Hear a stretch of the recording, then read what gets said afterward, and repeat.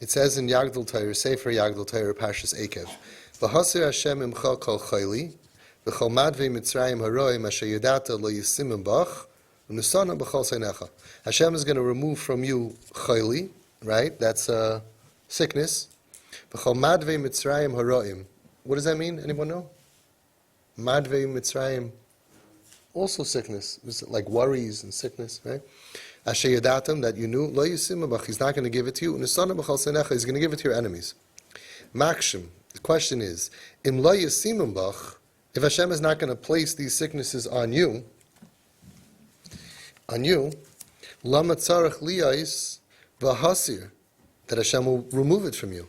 If you're never going to get it, why does He have to remove it for you? It says v'hasir Hashem emchal kol chayli v'chol madvei Mitzrayim haroim lo yasimim bach. So if lo yasimim bach, then why does He have to take it away from you? So I thought Pashup Pshat is whatever you have already, He's going to remove, and He's not going to give you new ones. He answers like this. It says in the Yerushalmi, Shabbos Ayin Heyaman Beis, V'hasir Hashem imcha kol chayli zeh harayon hadaiga. Chayli doesn't mean physical illness. Daga. Rayon means what? Worries. Daigas, worries. In other words, emotional. It's not a real physical illness. You go for an X-ray and a blood test, and there's nothing there. The Yerushalmi says, "Bizman she'adam daig v'chayshish."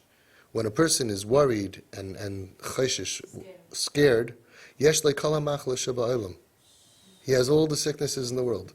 Nidmalai shekayv lei b'roish b'yadav u'v'raglav soivel mechayli pleni ayamayni. What do they say in Einrednish is erger v'yakrenk. It's even worse when it's when you talk yourself in than if you have a sickness. So many people say, "Oh, she's what do they call it? A hypochondriac." I say, "Nebuch, that's even worse, because there's no medicine for that. I mean, maybe psychiatric, but if you're physically ill, you can get a medicine. If you think that you're ill because you're constantly coming up, and a lot of trauma victims constantly hurt. According to Sarno, we could understand it, and they hurt everywhere. And a lot of them have Lyme disease or sleep problems. It's all, they don't sleep well at night, you don't sleep well at night, you get a low immune system. But this is a Yerushalmi. Nidmalei shekayv lei b'roish b'yadav v'raglov soivel mechayli pleni ayamayni v'lachein k'sheyistalku mimenu hadaiges yistalku kol ha'chaloim. When all the worry and the pain and the concerns go away, then the sicknesses go away. So v'haseh Hashem imcha kol chayli, and therefore then b'chol madvei Mitzrayim haroim mishidatam leisimim bach.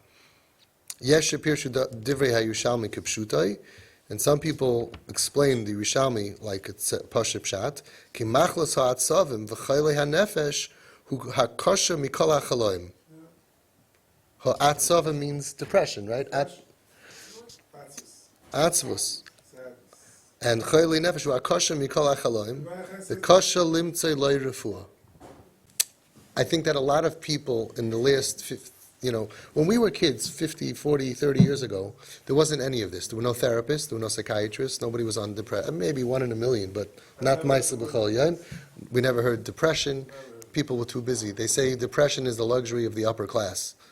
When you're trying to work to put bread on your table, who has time to be depressed? So a large part of us adults is that we're stuck with children who are really suffering, and we don't really understand it. It's hard to relate.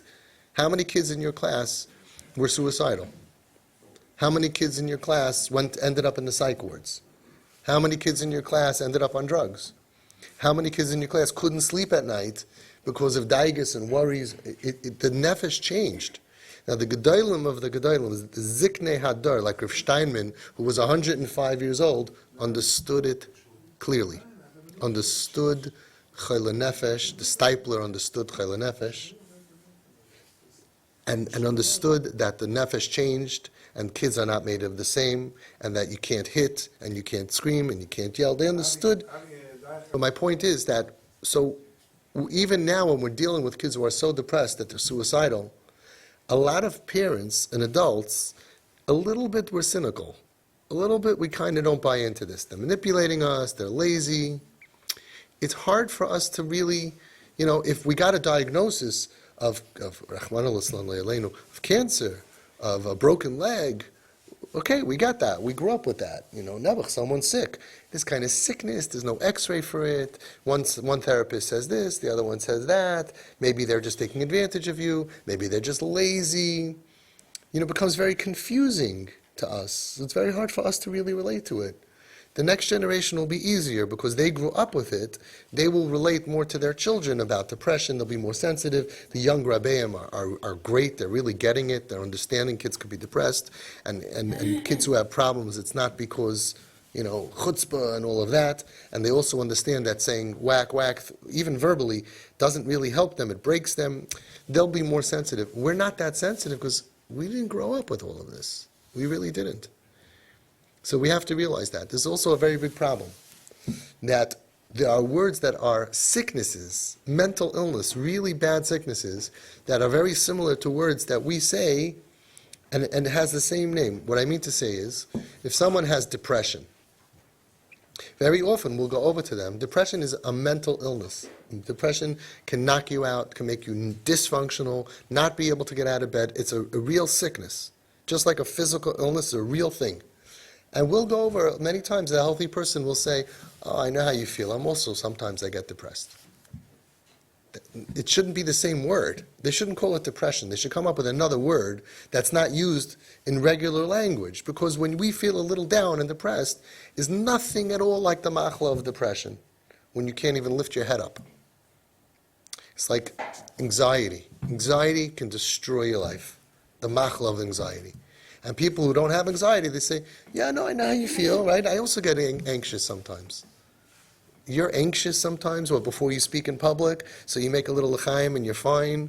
You're nervous. You're nervous a little bit, so you call it anxious. You think you know what anxiety means, right? Like, I worry also. I get nervous also. We miss it. It should be like different words, because it makes it hard for us to understand the debilitating character of these machlas.